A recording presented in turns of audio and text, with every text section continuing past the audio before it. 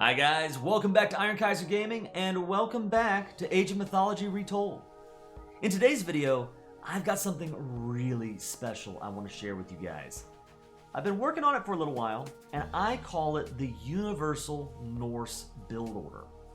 I call it that because I have found that this is a really fun and effective way to open the game with the Norse, no matter which major god you pick. I've done it with all of them, it works with all of them. And I found that as somebody who is still learning the game and looking for a straightforward opening and an effective plan, this has been a game changer for the Norse, for me personally anyway. And it doesn't hurt that today's game is also a lot of fun with some really exciting back and forth. So buckle in, consider liking the video and subscribing to the channel. I think you're really going to enjoy today's video. Let's dive right in. And let's start with actually sharing the Universal Norse Build Order. Here's the plan. The code is 3111 food, 150, 150 temple, and age up. Kaiser, what are you talking about? Let me explain. Your starting 3 villagers have to go on food. We're going to put all 3 of them on food, right? And I would even use the town center. I find that this is helpful when hunting deer. If you can knock out a couple more with your TC early on, that means that your hunters spend more time gathering meat and less time shooting deer. So you really want to try to make your economy as efficient as possible. First 3 vills onto food. After that, you want to send a dwarf to food. And I think that's what we see. I'm sorry, to gold, right? 3 on food, then your first vill out is going to be a dwarf. So as soon as the game starts, you want to queue up 1 dwarf and then turn that auto queue onto the villagers. 1 dwarf. You want that dwarf to build a mule cart. Put the mule cart, if possible, between gold and wood, right? If that's not possible, hopefully your hunt is near some wood, and then maybe you can put the woodville. Actually, that's not even a good idea. You'd want the woodville near your town center, because that woodville is going to need to help the goldville later on. Okay? So 3 on food, then a dwarf on gold. The next vill goes to food, and then the next vill after that goes to wood. So at that point, we have 1 on gold, 1 on wood, and 4 vills on food, right? But you have to do it in that specific order. 3 food, 1 gold, 1 food, 1 wood, food. Then you just put them all on food, okay? And as you're doing this, you're scouting with your berserk. You're looking around, trying to find weaknesses in your opponent's, areas of vulnerability, places where you might want to attack, places where you might want to build a temple. Scout, that's important. But as you're doing that, the key thing, you need to watch your wood count. And as soon as you see that you have 150 wood in the bank, I am eyeballing that woodville, and the moment I see I've got 150 wood, I take that woodville and put him onto gold. So now they're working together, and now I'm eyeballing these two to drop off. As soon as I have 140 gold in the bank, I'm looking at, okay, the dwarf has 6 gold and the villa has 4 gold in his pockets. I immediately drop that off into the cart and get to 150 gold. Speed is key here. There's not a lot of room for getting it wrong. When you hit 14 population, let me slow down a little bit here. When you hit 14 population, you need to go to your town center and turn off auto queue, because you want your 15th villager, or the 15th pop space, that last available space for a villager. You want to stop it right there. You do not want your town center to queue up and spend the food on another vill, okay? You want the TC to stop. You want the temple. You're waiting for that temple to go up. You're getting that berserk to build the temple as soon as possible, okay? And as soon as the temple goes up, you should be able to force drop off the food from your food bills into the cart, and you've got enough to go up to age 2. And that buys you the time. At this point, you want to take your food bills and split them up. The way that I've done it here is I've got 4 on food, and I put, I think, 5 on wood and 4 on gold, right? I could maybe tweak these numbers, especially given your game plan. Do you want to rush up a second town center? Do you want to try some early aggression? What kind of early aggression? You might play with these numbers, but this is a good all-around game plan. Spreading out the eco. 4 food, 4 gold, 5 wood. That works for me. Maybe the last big thing you've got to do as part of the build is during the age up, make sure that you don't forget to build a house with your berserk, because you are pop capped. And you're going to need some space, especially if you want to play the game aggressively, which in my opinion is one of the more fun ways to play with the Norse, is to get that early aggression. So, that's the build. That's at least the part of the video where I'm showcasing this opening that I've just had a lot of fun with. It feels like a really smooth way of playing with any of the Norse gods. I've purposely chosen Freyr here because Freyr has no bonuses for the age 1, right? The starting age of the game. It's even smoother and easier with some of the other gods. Personally, I really enjoy the build with Loki because that faster build time really helps out. A bottleneck for me tends to be building the temple. It tends to cause the TC to go idle for a little bit, but if the temple goes up faster, it's a really nice pickup there. So anyway, let's actually get into the game here. I am using this build against Kuchi X, against Kronos. And thanks to my early aggression, I catch out this heroic oracle. And he's going down. Let's go ahead and turn off Fog of War here. We're getting some early aggression out. I'm still figuring out the game, right? I feel like I've got a really good handle on some of these early economic plays, but figuring out the military of the Norse is weird, and it takes some experience. What I have been finding is opening up with throwing axemen. You typically want maybe a Hierman or two, or not a Hierman, but a Herser or two, to deal with the myth units you're inevitably going to run into. But I like throwing axemen just because typically I find I run into, spear defenders or infantry, and just having range is nice. Now here, I see that my opponent has researched the upgrade for Watchtower and was trying to push me off. I'm considering that a win, all by itself. The resources he had to put into upgrading these towers are resources that he could not use elsewhere. And this has been one of my favorite plays with Freyr. I find that each of the Norse gods has their own different approach to aggression. I love this idea of throwing down the Asgardian Bastion as an aggressive play. It's really nice if you find your enemy's gold and you can get the fort down. You shut down the enemy's gold. I actually have a video I want to put out on where it's an amazing game. Something like that happens. My opponent going heavy into the Prometheans, who actually have a lot of siege damage on that foundation. So the fort goes down, but at the same time I recognize that he is weak militarily. So instead I decided to move in. I try to get under this tower. I don't know if I'm actually, I'm still getting shot. I'm gonna lose this throwing axeman. But I don't think he can shoot anybody else there, so if I'm not mistaken, yeah, I'm safe, and this tower will go down. Boom. Forcing him chrono shift the Watchtower over to fortify this part of his base where I'm attacking. I think also, if I'm not mistaken, yeah, he has deconstructed my temple. He saw it with the Oracle, shuts it down.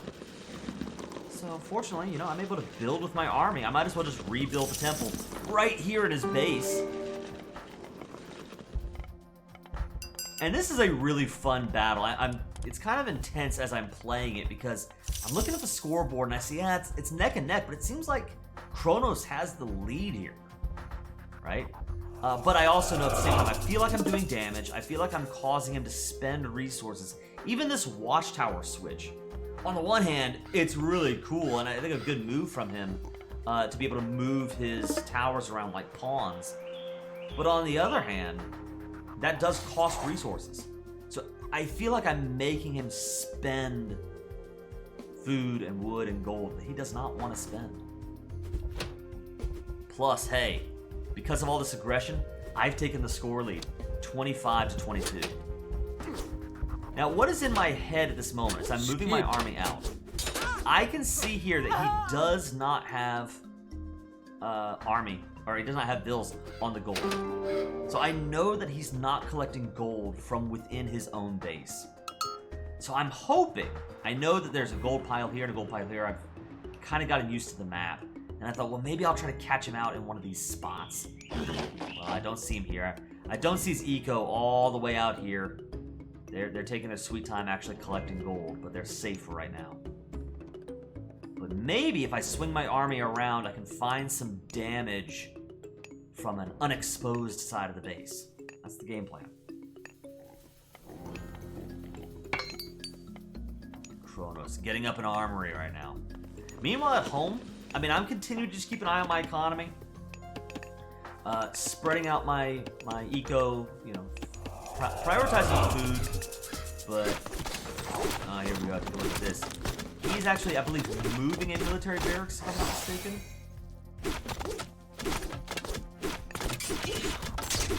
Yeah, I was trying to cover the gold here with my Drowsers, but he has heroes up and running. He's got those Prometheans.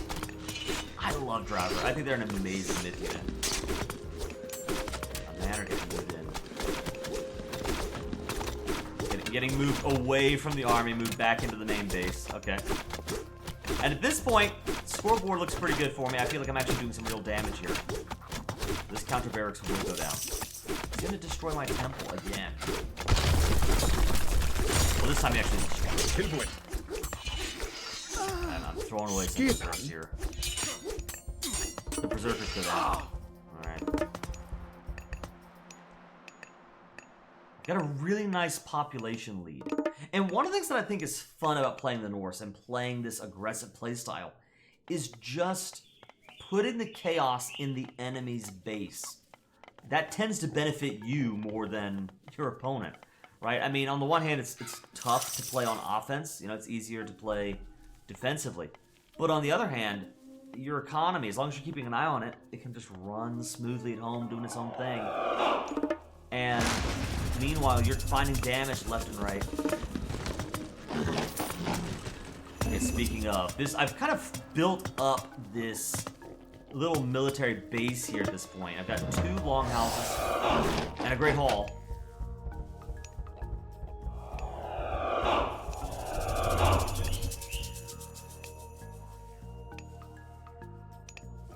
And all I want him to do, I really feel like I'm in a good spot economically. I just need to buy time so that I can actually get out. You can see the heads here being trained here. I want to get out some raiding cav. I just need to reinforce my military numbers. Because I think if he had pushed with his military, he could have done some serious damage. I think it's to my benefit that he's not pressing his luck. I'm training up units in my little military base here. Meanwhile, I've built the temple with my army now in the back corner. Training up Herseer there as well. And all the while, I've got my armory up, picking up my armory upgrades. Kronos, on the way to age 3 with Hyperion. But I think I see a moment of opportunity. And I move in. Meanwhile, picking up build kills on the other side, flanking my opponent from both sides. Drow getting off some really nice shots. As the Herseer move in, he is going to eat those Prometheans alive. The Murmillo, the heroic Murmillo, stand no chance against this Norse horde. And age 3 comes in for Kronos at exactly the wrong moment. The army is down. And the Atlantean is vulnerable here. Now he does, we just saw he used chaos, I think to really effective use. So now my own army kind of gets wiped there, but that's a trade I'm willing to make. I've got the better economy. I feel like I've got the positioning. I feel pretty good about that fight. Even though the scoreboard at this point of the game has me worried. My opponent up 1,200 points. He's got me wondering, what am I missing? Now, meanwhile, I don't see this. Well, as I'm playing the game, if we switch over to my point of view, you know, I know my opponent is here.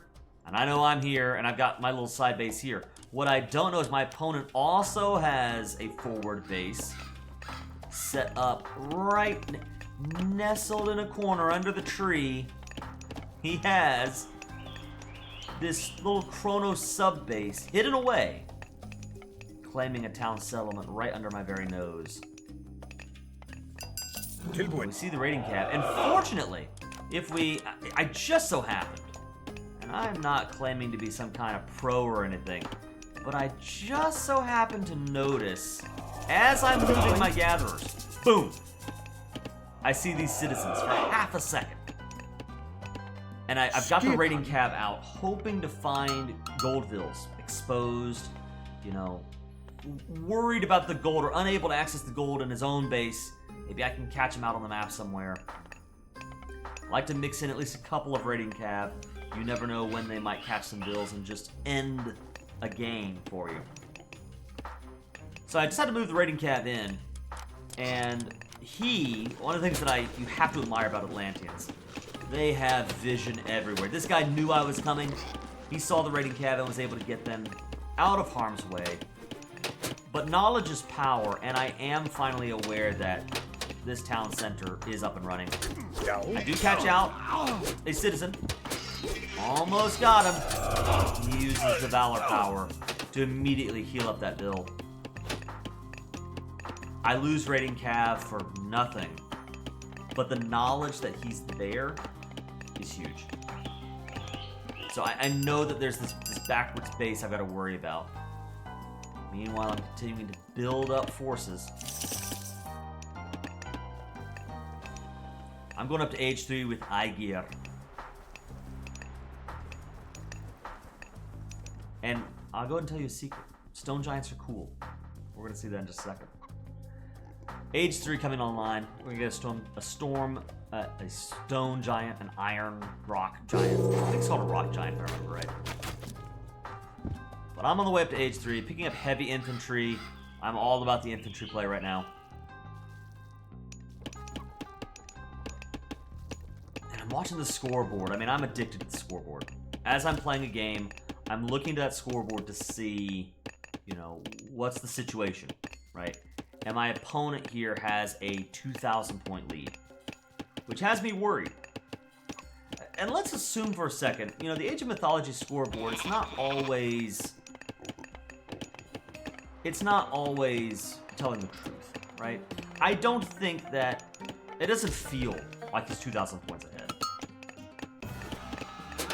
But it is very important as we see an attack here. I'm trying to find some damage. Instead, I discover he's got walls up.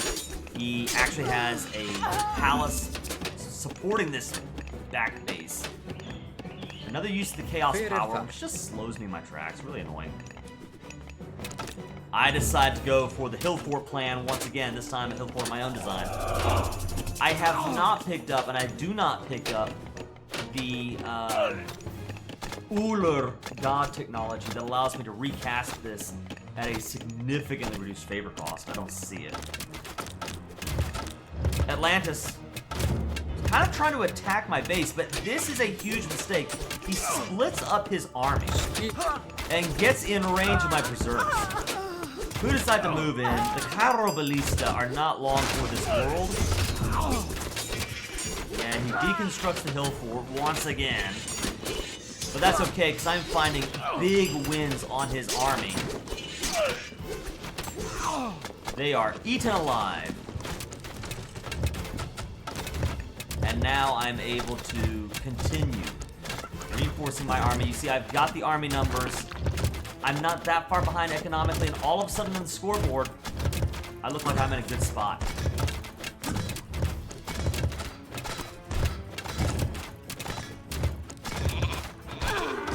Trying to get out a good mix of units. I find that as somebody who plays Age of Empires 2 a lot, in Age of Mythology it seems even more important to have a mixed unit composition. There is a danger in going all in on one unit. So I really love Berserks here, but I also want to mix in some Hesir. I want to mix in some Hirman in case he goes with cavalry. And I've got Throwing Axemen to melt the Atlantean Murmillo infantry, right? scoreboard is neck and neck right now. You will see this town center is still up and running. I'm not using Tempest. I'll be honest, I never felt like there was a right moment, so far anyway, to use Tempest. But what I do know that Aegir gives me are those stone giants. And I feel like there's a lot of opportunity to use Favor to my advantage to get out some really cool myth units. Something that I'm still learning with the game is remembering to actually use my Favor and use it with cool things like the god powers, the technologies, the myth units. Moving in, and I've got those stone giants on this undefended TC. He doesn't need that TC. Nope. Meanwhile, my enemy beginning an attack on my second town center, trying to spread out across the map. But even as he gets, it looks like maybe one dill kill there. He's got to go back because he's losing a whole town center. And he's going to lose a citizen in the bargain. Citizens, of course, being worth at least double the average villager value. Now we get an army. Honestly, this would be a good time for Tempest. Rule of thumb, like, I understand wanting to save your powers for the right moment, but sometimes you've got to actually, you know, use what you got to help swing the game in your favor. Don't hold on too long to your stuff. And here we got the slowest battle of all time. My rock giants, they're gonna take their sweet time killing these Kairos here. Meanwhile, I'm trying to really just keep him contained at this point. Trying to figure out what to do with this base in the back. I'm just so worried about my opponent building up some sort of super army back here and killing me off from this rear position. So once again, I'm trying to build a hill fort on my opponent. Rock Giants getting the job done. Really giving my opponent a hard time.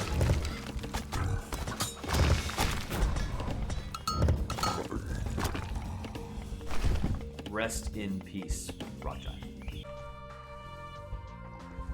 Take a look. I'm moving in now with the Berserks and the Throwing Axemen, coupled up with the 2 Rock Giants that made it out from the last fight. And you'll notice the military numbers look good for me right now. But my opponent, Kronos, really hasn't recovered from his last battle with the Rock Giants. And we can see here, he is falling apart at his main base.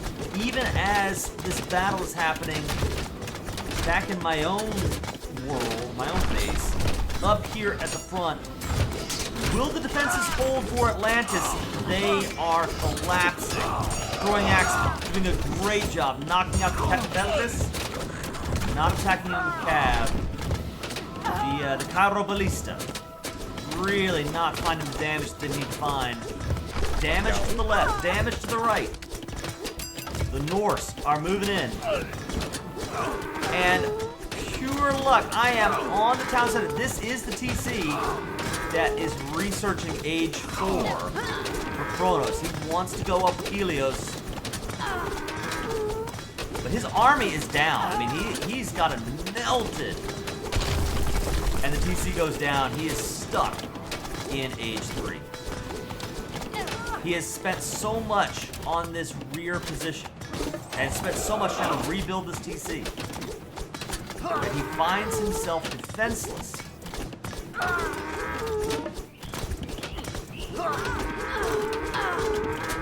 And villagers are falling to the left and right. All of a sudden, Freya has the ego lead. And I have been in games before where I felt like I was winning, and then I got blown away, right? So I know that I'm doing a lot of damage here.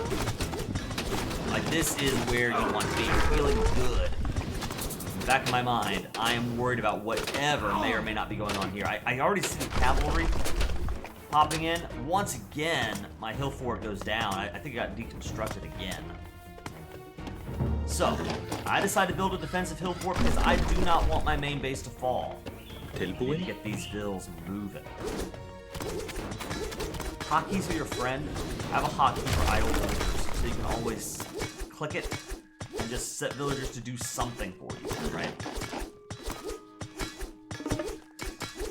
At the moment, you'll notice I'm floating a couple thousand food. I've got 1,000 wood in the bank. That's something I should improve on. I think there's opportunity to build more production buildings and just get a larger army out faster. This hill fort getting stopped for a moment, but the town center's putting good damage in on these Kuntabi.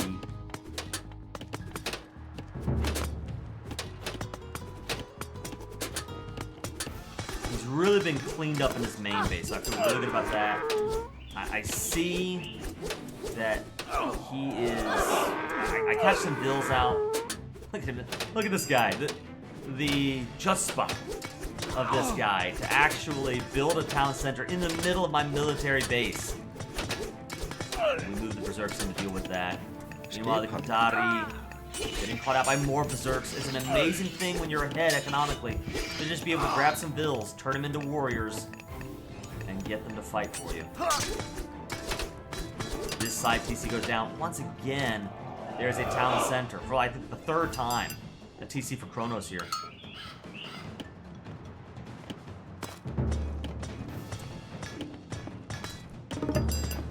As it just so happens, let's see.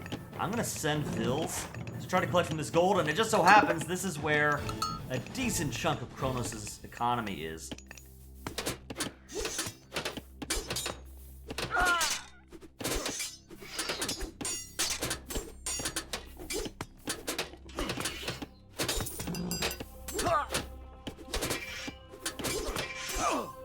So, at this point, it seems like he's stuck.